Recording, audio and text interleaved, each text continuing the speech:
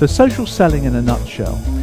Now, what is the phrase social selling? You've probably heard of it before, and you may not think it's something that mortgage brokers or mortgage advisors do, but you're very wrong. We do, we should do too. The whole point behind social selling, which probably the name isn't right. You probably think about Facebook and Instagram and TikTok and spending hours and hours and hours online doing social media. That's not social selling at all in any shape or form.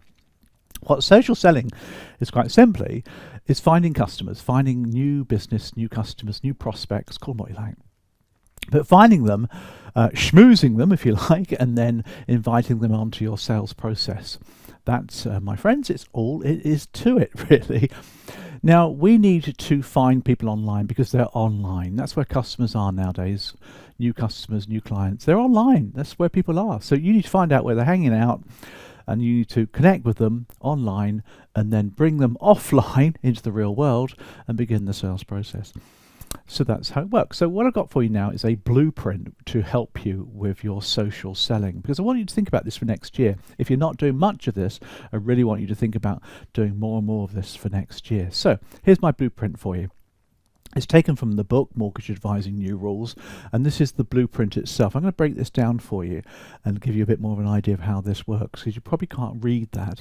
And for those of you on the podcast, you can't read anyway, can you? You can only hear me talk.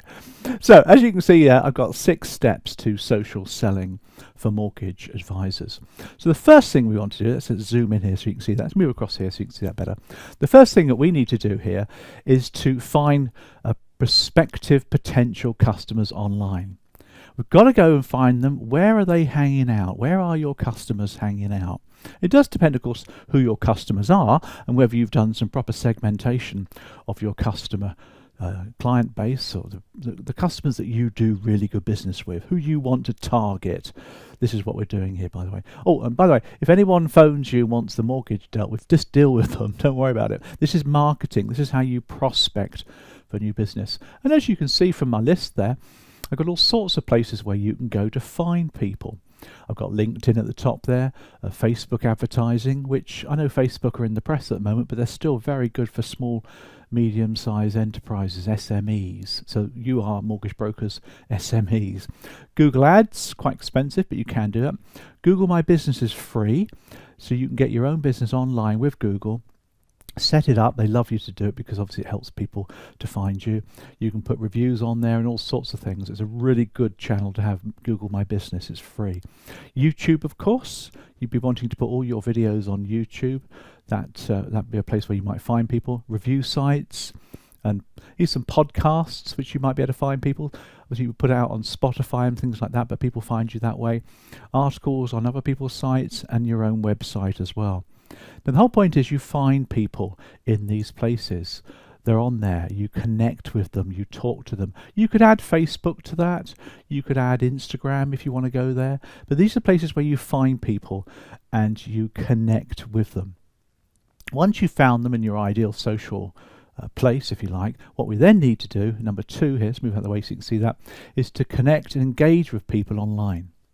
So once people have connected with you, maybe on LinkedIn, although you probably don't have a lot of customers on LinkedIn, maybe on Facebook, Instagram, whatever is your social media of choice, YouTube, your website, you want to engage with them online, particularly if they are very new to you. You want to warm them up and engage with them online. But very quickly, you'll want to get to the stage of reaching out to people offline. And I've got some examples there of how you would do that. Now, a lot of people get this wrong. I've worked with a lot of people who have come into the mortgage market and they say, yeah, it's all online, man. You know, I never need to talk to people. It's all just online apps, video, everything. But essentially, this is still a people business. People will want to trust you and deal with you and like you to a certain degree. They don't have to like you, but it makes it nicer if they do. Therefore, you do need to reach out to people and connect with them. So you do need to get offline at some point to make the appointment, if you like, for them to come and see you or talk to you on the phone or deal with you via video. So you've got to get on the phone or use a messaging app or use email, of course, which are just ways of connecting with people. So once you've found them, you've warmed them up online, you've then got to contact them in order to put them onto your sales process. Your sales process probably starts with a 15-minute discovery call. We've talked about that before. It should do anyway, particularly if you're charging fees, which you should do because you're professional. Therefore, you do need to make that call, message them or email them. Phoning people is hard, I agree, particularly if you've never spoken to them before, but you have, remember, contacted them and connected with them online as well. Now, of course, you can phone and email people that you bought leads, referrals, because what we need to think about, of course, is bringing in all the other old school ways of prospecting as well. From the blueprint there, once we've connected with them, you need to add them to the CRM system and continue to reach out to them. If they've said no to a 15-minute discovery call, they might ask you to call them again next January or February. Then you put them on your CRM system. Again, we've talked about that before. You do need a CRM. That's where you keep all of your customer details, that clients, customers. A customer is a customer until they pay you a fee, and then they're a client. You need to keep that details. Even if your network and your principal has their own software system, which most have, because they do, because it's all about submitting cases, you need your own CRM. These are your clients.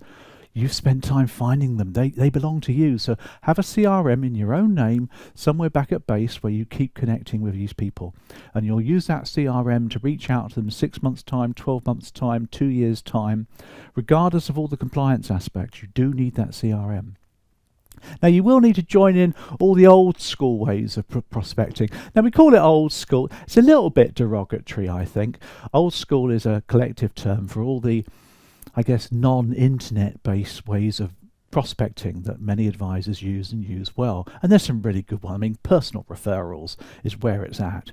You should be getting 50% of your new business from referrals. Even if they're business connection referrals, accountants, estate agents, lawyers, that sort of thing. You should be getting a lot of referrals. If you're not, you need to set yourself a goal next year for that one. You might buy online leads. Many advisors do.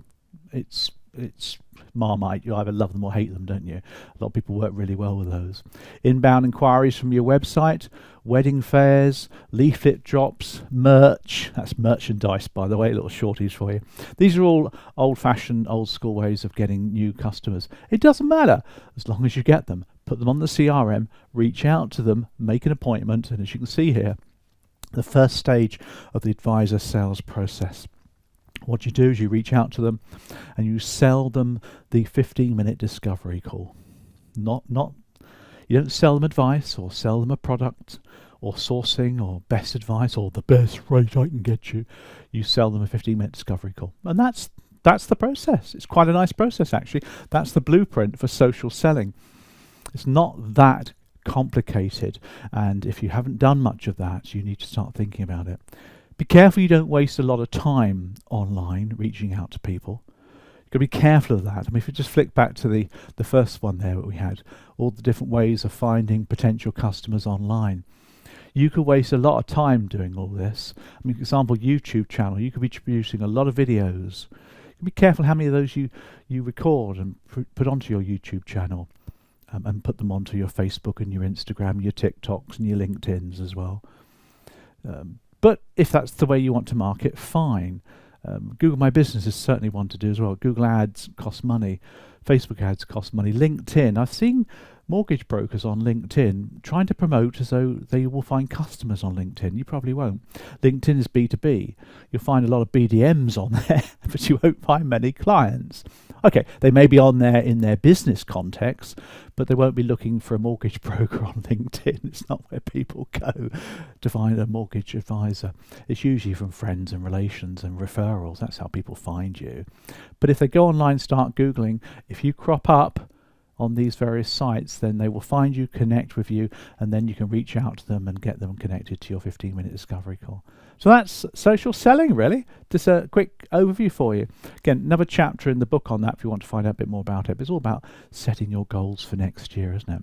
But you've got to prospect a bit more. Because that phone ain't going to ring next year.